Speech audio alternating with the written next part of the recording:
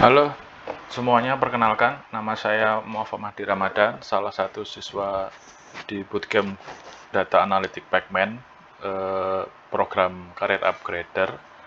Saya berasal dari Surabaya dan saat ini saya bekerja di salah satu startup edutech di Indonesia. Oke, selanjutnya di sini saya akan menjelaskan terkait project yang saya kerjakan.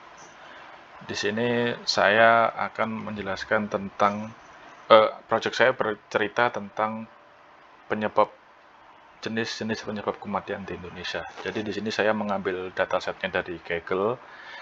Kemudian di dalam dataset tersebut berisi tentang jumlah kematian serta penyebabnya yang terjadi dari tahun 2004 hingga 2021. Data ini diambil dari profil kesehatan Indonesia mulai tahun 2004 hingga 2021.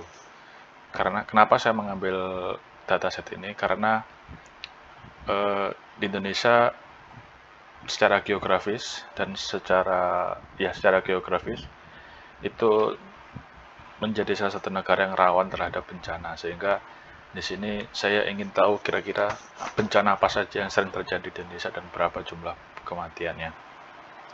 Di dataset ini juga terdapat dari 680 rows. Sebenarnya ini ada data kasarnya, tapi dari Kaggle-nya disediakan juga data clean, sehingga saya mengambil data yang sudah di cleaning oleh pengupload dataset di Kaggle-nya. Jadi di dalamnya akan ada kolom terkait cause, ini jadi jenis penyebab kematiannya, kemudian path source, sumber ditemukannya, kemudian ada source-nya, ada source URL, kemudian ada tipe di sini ada bencana alam, bencana non alam atau penyakit, dan bencana sosial. Kemudian ada data redundancy yang istilahnya seperti updatean datanya, total death, total kematian berdasarkan jenis penyakit dan tipe jenis cause-nya, total death dari cause-nya tersebut. Kemudian year, tahun terjadinya bencana yang terjadi. Nah, kemudian apa objektif yang akan kita lihat dari dataset ini?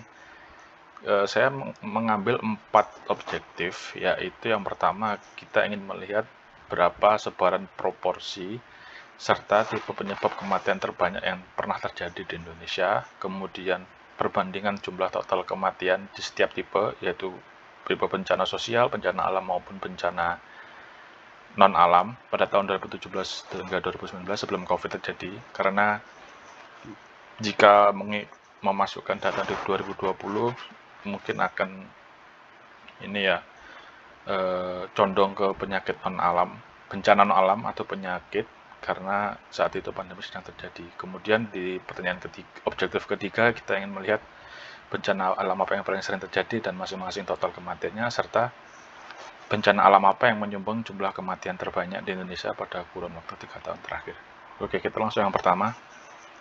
Di sini sebaran proporsi untuk tipe penyebab kematian terbanyak yang pernah terjadi di Indonesia ada di bagian bencana alam dan penyakit sebesar 75%. Kemudian kira-kira apa saja sih yang menjadi penyebab tingginya jumlah kematian akibat bencana alam dan penyakit? Di sini ada datanya. Kemudian saya zoom in.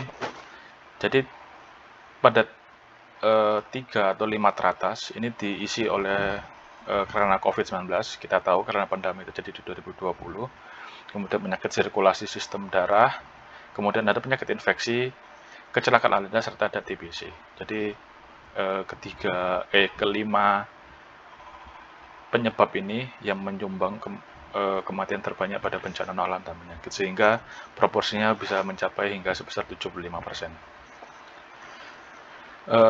Kemudian yang kedua, bagaimana perbandingan jumlah total kematian di setiap tipe pada tahun 2017 hingga 2019 sebelum COVID terjadi. Jadi di sini terlihat bahwa pada tahun 2017 hingga 2019, di tahun ini gambar jadi terkait tahun 2017 hingga 2019 di setiap tipe. Begitu. Jadi pada tahun 2017 kita bisa lihat bahwa bencana non alam itu paling banyak terjadi. Demikian dengan di tahun 2019, bencana non-alam dan penyakit juga terbanyak terjadi. Kemudian untuk di tahun 2018, bencana alam itu yang paling banyak terjadi di Indonesia.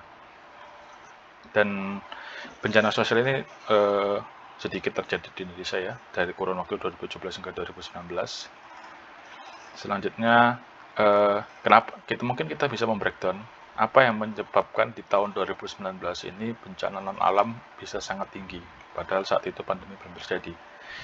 Kita bisa lihat bahwa ternyata di tahun 2019, kasus TBC yang menyebabkan kematian itu sangat tinggi sekali, hingga 12.000, hingga hampir 12.000 per jiwa, sehingga menjadikan penyumbang terbesar jumlah kematian akibat bencana non-alam dan penyakit.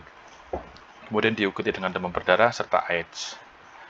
Selanjutnya, objektif ketiga adalah apa tipe bencana yang paling sering terjadi dan berapa masing-masing total kematiannya. Di sini terlihat bahwa ada 4 bencana yang sering terjadi, yaitu ada tanah longsor, gempa bumi, banjir bandang, dan banjir. Kemudian masing-masingnya ada di total kematiannya. Untuk tanah longsor ada sekitar 1.000, gempa bumi ada sekitar 10.000 korban jiwa, banjir bandang ada sekitar 1.000, dan banjir biasa akan sekitar 750 orang. Jika ditotal bahwa semuanya itu hampir mencapai 12.000 korban jiwa, sehingga perlu adanya mitigasi yang lebih optimal terkait 3 bencana tersebut karena sering terjadi di Indonesia.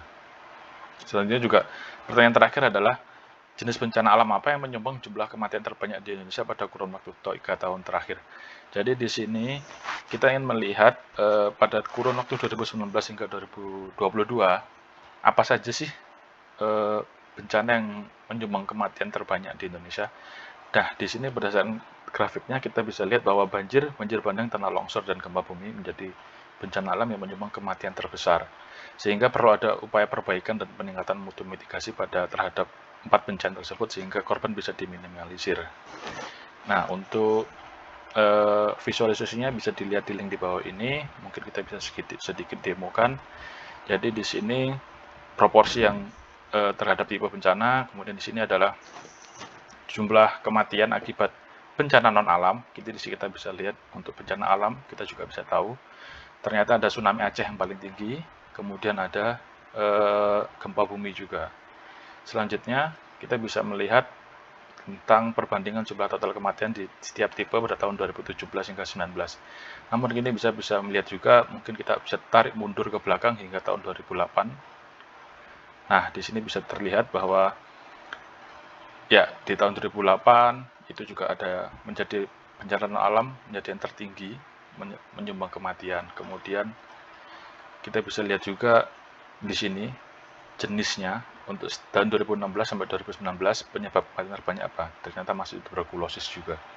Selanjutnya di grafik selanjutnya, di sini kita juga bisa melihat jumlah kejadian bencana alam dan total kematiannya.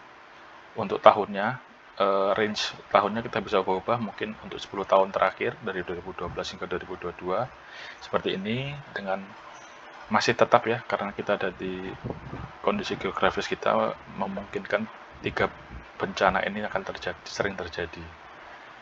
Kemudian yang terakhir adalah di sini kita untuk melihat jumlah bencana alam yang menjadi penyebab kematian terbanyak di Indonesia dari 3 tahun terakhir. Mungkin kita bisa mundur hingga 10 tahun terakhir, kita juga bisa lihat bahwa ternyata gempa bumi dan tsunami ini menjadi penyumbang kematian terbesar di Indonesia selama kurun waktu 10 tahun terakhir. Ya, demikian presentasi atau penjelasan dari Project Intro Data Visual saya. Terima kasih atas waktunya. Wassalamualaikum warahmatullahi wabarakatuh.